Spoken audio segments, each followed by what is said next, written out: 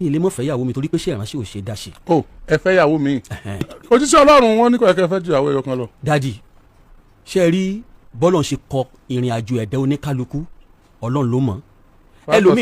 ẹlòmíì lè fẹ́ ìyàwó kan tí ó sì sọjọ́ bọ́ ọ̀run nù. ṣùgbọ́n bí Ọlọ́run ṣe kọ bàbá wa Abrahamu kì í ṣe ìyàwó kan ló fẹ́.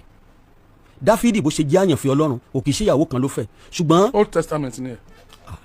New Testament gan sọnù Bíbélì wọ́n ní wípé ọmọbìnrin kan wà tó ní ọkọ 10.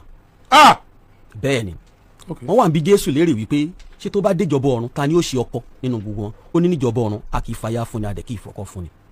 níjọba ọ̀run ayé láti ń fẹ́ yàwó. now ọ̀pọ̀lọpọ̀ ló fẹ́ ìyàwó kan tí wọ́n sì kú sínú ẹ̀.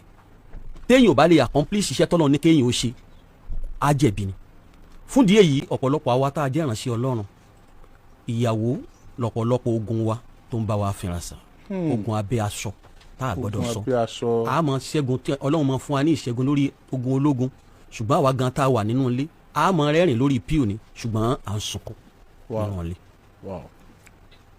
ó le tó yẹn. torí pé mo jẹ́ ìránṣẹ́ Ọlọ́run ṣùgbọ́n nígbà tí ó wá mẹ́jọ mi wáyìí tó ní òun gangan ló mẹ́jọ wá pé òun fẹ́ káwá lórí afẹ́fẹ́ òun tó wá ní káwá sórí afẹ́fẹ́ òun ni òwá yìí ló jẹ́ kí n wá lónìí wọ́n ti kọ́ àwọn ọmọ lòdì sí mi débi pé mi ì tí ì jẹ́ ń jẹ ọmọ wọ́n tí n bá fẹ́ mọ̀ pa àwọn ọmọ mi gan wọ́n ti gbọ́ sétò ìyàn náà ti mọ̀ mo ti bá tọ́ ọmọ yẹn dàgbà at the age of 50 the last born mo ti bá tọ́ dà gbogbo wọn dẹ̀ kàwé.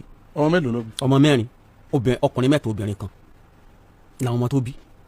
now ìkíní mo ló ṣe máa lè tí mi ò sí mbẹ ìkejì náà ẹlòmíì ló fi ṣe bàbá tí mo dẹ̀ wà láyé tí mo wà láàyè ìkẹta ló yarí pé dáàdì mi ó gbọ́dọ̀ wà mbẹ wọ́n ní máa dàrú ìyẹn ní bàbá àwọn ò lè dàrú chọ́ọ̀chì ọ̀dọ̀ mi wọ́n ti ṣe wedding yẹn